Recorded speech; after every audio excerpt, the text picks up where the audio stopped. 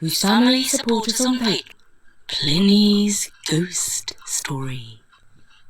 Dedicated to twins Sam and Ellie, whose family support us on Patreon. Hello, this is Jana. Now, I have to let you know that I love a good ghost story. But Bertie doesn't like them because he gets spooked easily. But I'm really pleased because Halloween is coming up. And I've got the perfect excuse for us to put out some scary stories.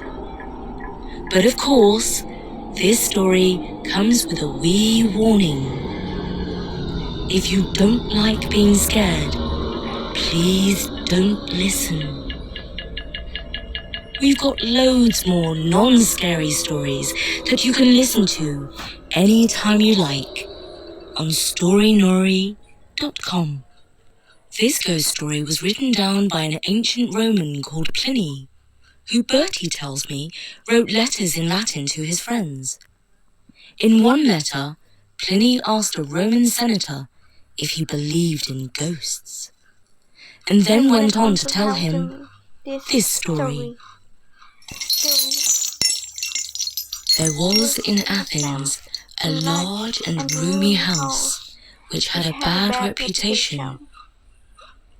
In the dead of night, a noise like the clanking of iron was often heard, and if you listened carefully, it sounded like the rattling of chains, distant at first, but approaching nearer, bit by bit.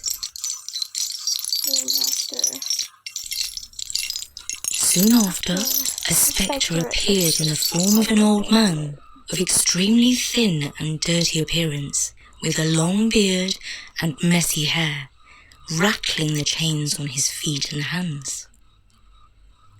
The people who then lived in the house passed their nights wide awake. The lack of sleep ruined their health and made them ill to the point of scaring the life out of them. During the daytime, even when the spirit did not appear, they imagined seeing it before their eyes, and the ghost kept them in perpetual fear. Eventually, they left the house entirely to the ghost, as they said no person in their right mind could live under that roof. However, a wily real estate agent of Athens put out an advertisement offering the house up for sale or rent.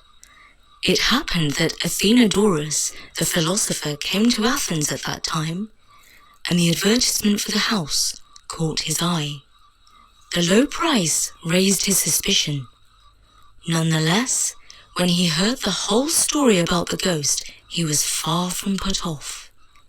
In fact, he all the more wanted to rent the house, which he did.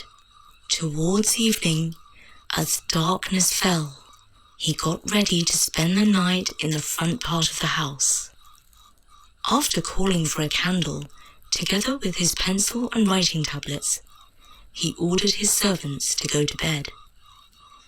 He wanted to occupy his mind, so as to prevent his thoughts turning to scary things, such as imaginary noises and spectres. So, he kept himself busy, writing with the utmost concentration.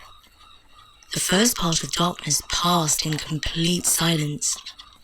Nothing unusual happened, but just after midnight, he heard a clanking of iron and a rattling of chains.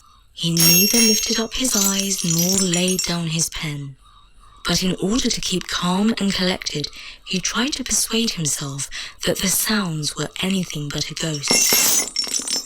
The noise increased and advanced nearer, till it seemed at the door, and at last in the room. He looked up and recognized the ghost as it had been described to him. It stood before him, beckoning with its finger like a person who summons another. Athenodorus in reply made a sign with his hand that it should wait a little, and turned his eyes again upon his papers. The ghost then rattled its chains over the head of the philosopher. Athenodorus, looking up and seeing it beckoning, immediately arose, and candle in hand, followed it. The ghost slowly stalked along, as if weighed down by its chains, and turning into the courtyard of the house, suddenly vanished. Athenodorus, now being left alone, made a mark with some grass and leaves on the spot where the spirit had left him. The next day, he reported to the magistrates and advised them to order that the spot be dug up. When this was done, the skeleton of a man in chains was found there.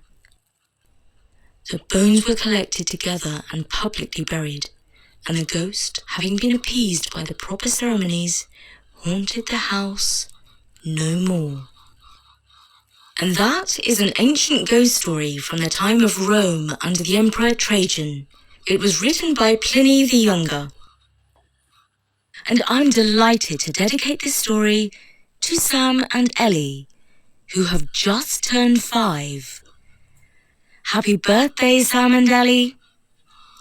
Their parents, Hannah and Adam, write, they wait each week for a new episode and often eagerly listen to old stories again and again. Last summer we started with A Commune of Cats, which quickly became a family favourite. Then we listened to The Strange